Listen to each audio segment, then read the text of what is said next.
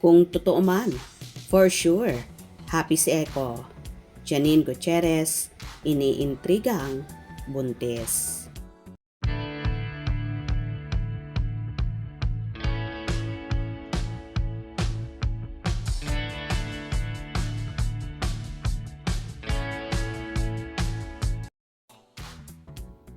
Daming nagtatanong if true nabuntis si Janine Gutierrez.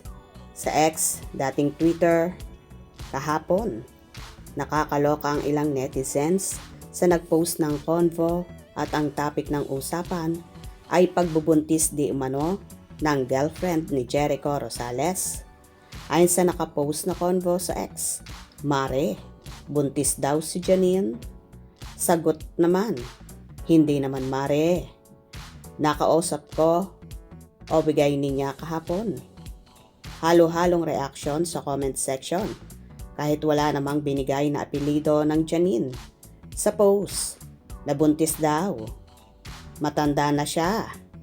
May, kaya na niya yan.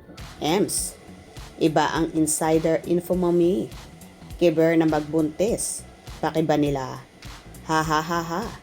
Di naman malabo kasi. May jowa. O diba?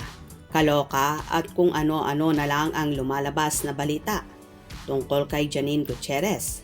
At kung totoo man ito, for sure, lahat ng Econin fandom ay magdiriwang.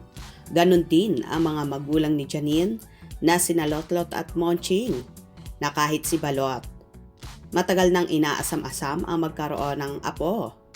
Diba kamakailan nga sa naging interview sa kanya, sana raw bago siya mag 60 years old ay magkaapo na siya. Isa pa, nasa hustong gulang naman na sina Janine at Eco at stable naman ang buhay nila. Kaya caring-carry na nilang magkaanak. Yan din kasi ang ipinapanalangin ng kanilang followers. Ang bumuo ng sariling pamilya, ang Econin, lalo pat hindi na sila bumabata. Especially kay Janine dahil nagkakaedad na. Too risky na sa babae ang pagbubuntis kapag medyo nagkakaedad na ito. Kaya dapat talaga madaliin na ng Econin ang pagpapakasal at bumuo ng Little Janine at Little Eco. Sana nga, very very soon na. Gusto nyo ba yon? Anyway, usap-usapan din na may gagawing proyekto ang lovely couple ngayong 2026. Kaya abang-abang tayo dahil magiging busy na ulit ang Econin.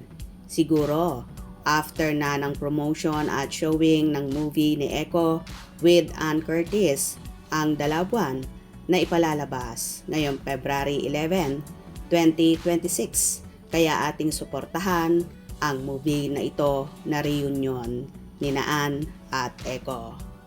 Kung nagustuhan nyo ang video na ito, comment down below.